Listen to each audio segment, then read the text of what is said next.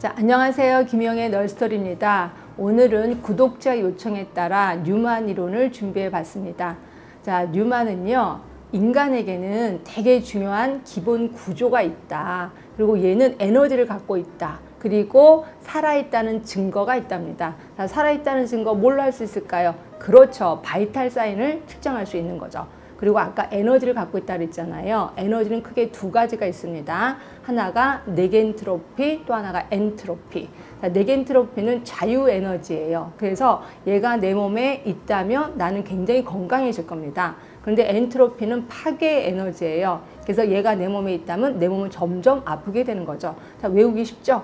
내게 필요한 에너지, 네겐트로피 이렇게 외우시면 돼요. 하여튼 이런 기본 구조는 너무너무 소중해서 혼자 딸랑 있는 게 아니라 세 개의 보호막으로 이루어져 있다는 거죠. 자, 제일 안에가 저항선, 그 다음에 두 번째가 정상방어선, 맨 마지막이 유연방어선이에요. 자, 그러니까 여러분들은 앞자만 따서 저, 정, 유 이렇게 외우시면 돼. 싫어요. 마음대로 하세요. 거꾸로 유정저로 외우시든지, 하여튼 저정유로 외우시든지 유정저로 외우시든지 꼭 외우셔야 됩니다. 이러한 방어선이 외부로부터 스트레스를 받으면 얘가 흔들리기 시작하는 거죠. 자, 스트레스를 크게 세 가지로 받습니다. 체계 내 스트레스, 체계 간 스트레스, 그리고 체계 외 스트레스.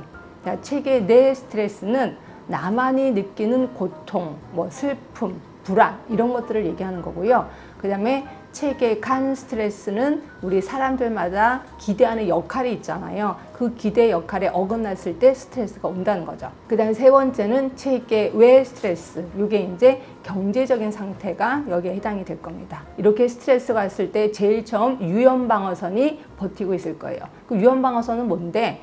우리가 추운 날 바깥에 나가면 막 몸에 털이 쫙 쓰죠. 이런 것들이 유연방어선이고요. 제일 좋은 거는 남자들이 갖고 있는 스크로텀, 고환이에요, 고환.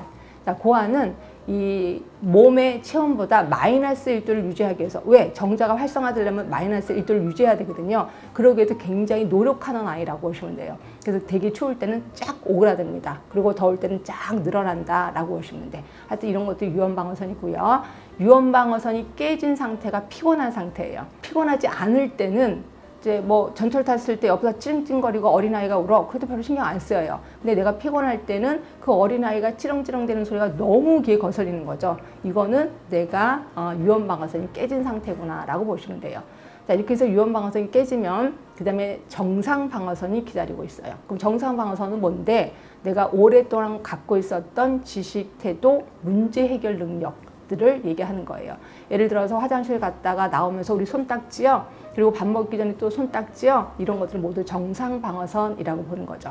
그런데 자, 스트레스가 너무 커서 정상방어선으로는 커버가 안 돼. 그럴 때는 맨 마지막에 저항선이 기다리고 있습니다. 그럼 저항선은 뭔데요? 우리 몸의 군인 같은 거, 한마디로 면역 체계를 얘기하는 거예요. 여러분들이 혹시라도 국토대장정 이런 거에 제가 참여를 해서 엄청 많이 에너지를 썼어. 그럼 막 몸이 갈 때까지 갔어. 이랬을 때 혹시 그런 거 경험해 보셨을 거예요. 여기 사타구니 안쪽에 동글동글한 게 잡힌다거나, 또는 내가 충치에 걸려서 여기 굉장히 아팠거든요. 목 밑에 동글동글한 게 잡히는 게 있을 거예요. 요건 지금 면역체계가 깨지기 시작했다는 거죠.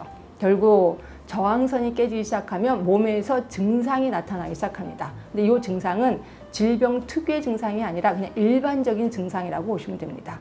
자, 그러면 이렇게 저항선마저도 깨졌어. 그럼 기본 구조가 흔들리는 거죠. 자, 기본 구조, 아까 말한 바이탈 사인이 흔들리기 시작하는 거예요.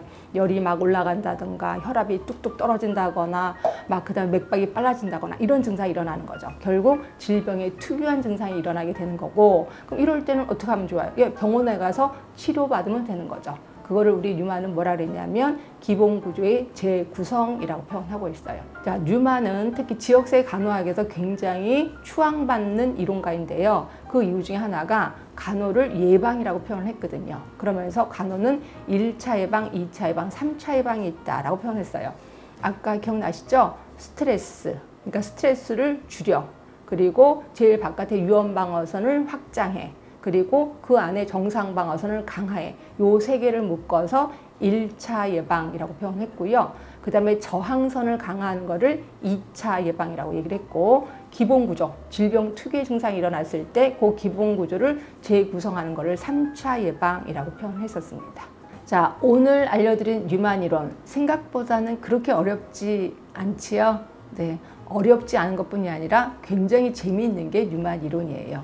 자, 오늘 영상 도움이 되셨다면 구독, 좋아요, 알람 설정 부탁드리겠습니다. 지금까지 김영의 널스토리였습니다.